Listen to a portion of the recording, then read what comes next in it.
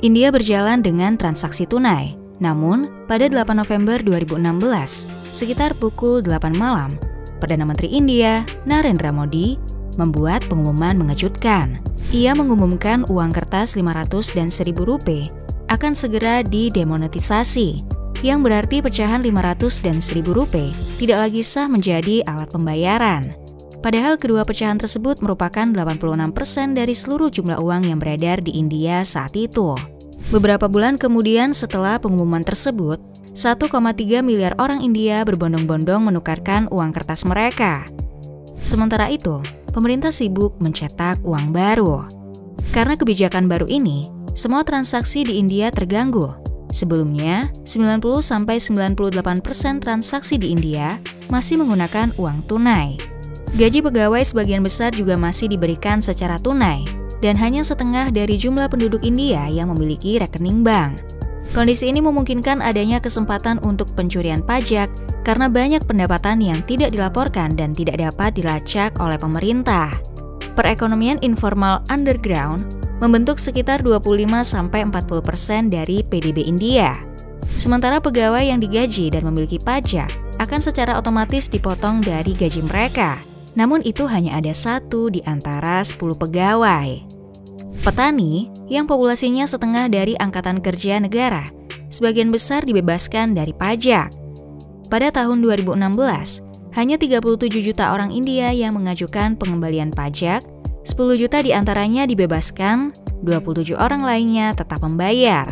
PM Modi memberikan satu solusi yang simpel, yaitu memaksa semua orang India melaporkan penghasilan mereka. Orang India memiliki waktu dari tanggal 11 September hingga akhir Desember 2016 untuk menukarkan uang kertas mereka. Uang tersebut bisa disetorkan ke rekening bank pribadi atau ditukar dengan uang kertas baru dengan batas maksimal Rp2.000 per hari per orang. Tidak ada lagi kesempatan bagi penghindar pajak selain mengatakan jumlah kekayaannya daripada harus kehilangan seluruhnya. Setiap simpanan besar yang tidak memiliki catatan keuangan akan diberi tanda merah oleh pemerintah India. Masalah lain muncul ketika Bank Sentral India tidak dapat menyiapkan jutaan lembar uang kertas baru. Karena hanya memiliki waktu beberapa jam setelah adanya pengumuman dari Perdana Menteri Modi, kebijakan itu akan langsung diterapkan di hari berikutnya. Jika secara terang-terangan mencetak uang dalam jumlah besar sebelum adanya pengumuman, dikhawatirkan menimbulkan kekacauan dan dapat diketahui dengan mudah oleh penjahat pasar gelap. Terbatasnya jumlah uang kertas baru menimbulkan antrian panjang di bank dan ATM di India selama berbulan-bulan. Banyak masyarakat yang menuntut dan memprotes kebijakan mendadak ini karena mempengaruhi aktivitas harian masyarakat India. Di sisi lain, ada beberapa tujuan yang diinginkan dari demonetisasi. Yang pertama adalah melemahkan pendanaan teroris, dan kedua, menargetkan ekonomi gelap. Kedua target tersebut tidak mudah diukur efeknya ketika demonetisasi terjadi.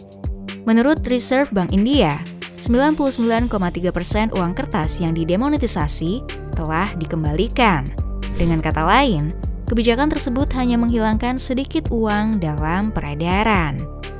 Para ahli sependapat bahwa uang gelap sebagian besar disimpan dalam bentuk emas, perak, real estate, dan rekening bank luar negeri. Demonetisasi telah menambah rekor 9 juta wajib pajak baru, tetapi gangguan massal yang ditimbulkan juga telah membuat 8,8 juta orang berhenti membayar pajak, sebagian besar karena kehilangan pendapatan. Sementara itu, penggunaan pembayaran digital mengalami kenaikan yang signifikan dan tidak ada efek yang bertahan lama setelah uang kertas baru berhasil terpenuhi. 3 tahun kemudian, satu-satunya hasil dari demonetisasi adalah kekacauan karena menghabiskan banyak waktu di bank dan tidak mendapat kejelasan keuangan bagi masyarakat India. Kebijakan demonetisasi menjadi jembatan PM Modi dan partainya untuk memenangkan pemilu India pada 2017. PM Modi berhasil menjual cerita ketidakadilan, menargetkan korupsi dan penjahat untuk mendapat dukungan politik.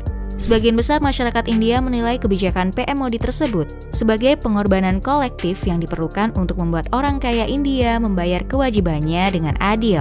Siapapun yang memprotes kebijakan tersebut akan dinilai sebagai penjahat yang berusaha menyembunyikan uang gelap. Alih-alih mengubah populasi melawan pemerintah, demonetisasi membuat masyarakat India merasa secara pribadi harus turut andil dalam memerangi kejahatan. Partai PM Modi bisa saja membuat undang-undang yang sama efektifnya, namun tidak menargetkan pasar gelap dan kemudian meminta dukungan dalam pemilu. Sebaliknya, PM Modi mengetahui cara paling efektif untuk menyampaikan informasi adalah dengan menunjukkannya kepada orang-orang secara langsung. Demonetisasi mencapai tujuan sederhana untuk mendorong dukungan politik dengan membuat konsep abstrak yang menjadi nyata dan interaktif.